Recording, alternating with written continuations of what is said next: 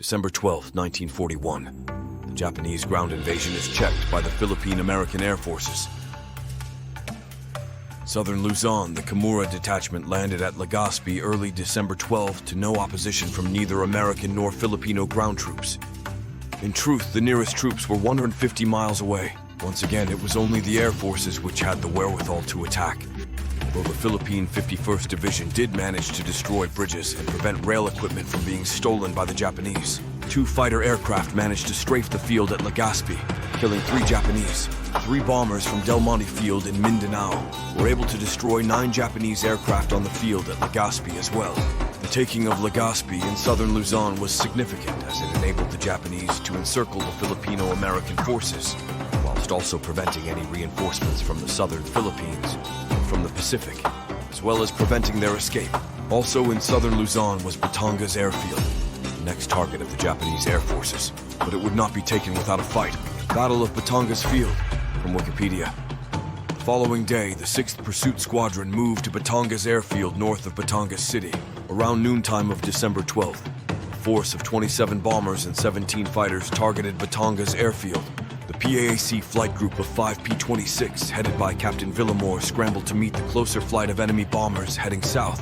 Lieutenant Cesar Bassa, 2 hours prior, was sent on a reconnaissance mission, joined the flight as Captain Villamore's wingman. Swooping from a higher elevation, Captain Villamore and the PAC flight attacked the lead aircraft of the Japanese Mitsubishi G3M Nell bomber, scoring his 2nd kill for the war. The Japanese Zeros pursued the defenders. In the ongoing melee, the PAC relied on cloud cover and outmaneuvered the faster Zeros through tighter turns. Lieutenant Bassa, meanwhile, kept on Captain Villamore's tail.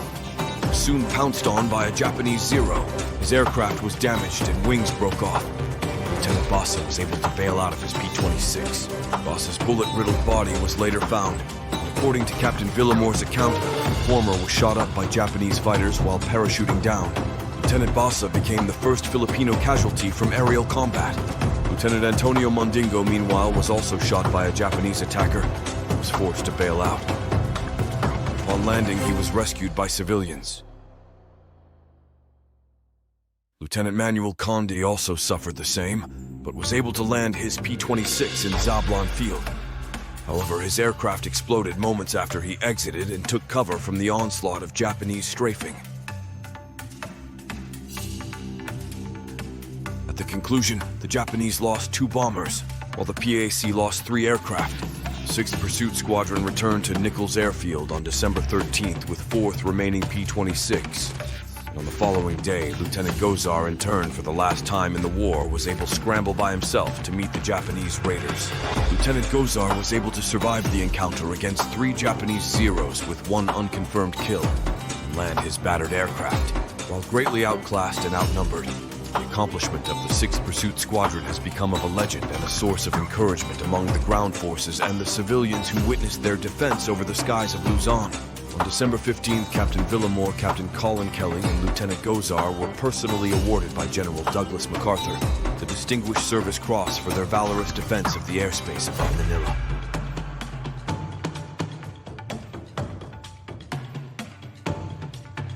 Lieutenant Gozar's wingmate, Lieutenant Godofredo Giuliano, on the other hand, received the Gold Cross. December 12, 1941 was a day of successful maneuvering on the part of the Japanese military.